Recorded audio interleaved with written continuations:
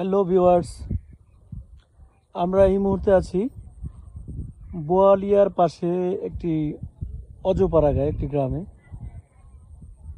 সুন্দর একটা প্রকৃতি যেটা শেয়ার করতে যাচ্ছে আপনাদের সাথে। আপনারা দেখতে পাচ্ছেন এ যেন একটা নদীতে রূপ নিয়েছে। আর যে জিনিসটা বেশি ভালো লাগছে সেটা হচ্ছে রাস্তার দুপাশে সারিবদ্ধ হয়ে পাটকাঠির সমারোহ। মনে হচ্ছে মিশরের পিরামিড, কিন্তু না, এটা পাটকাঠির বিশাল সমারোহ। আমরা একটু আপনাদেরকে দেখাচ্ছি, আমি বাইকে আছি।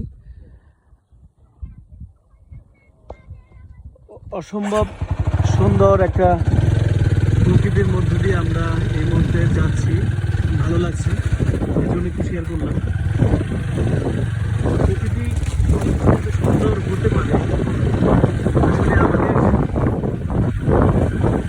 এসব এক এক সময় এক একটা রূপে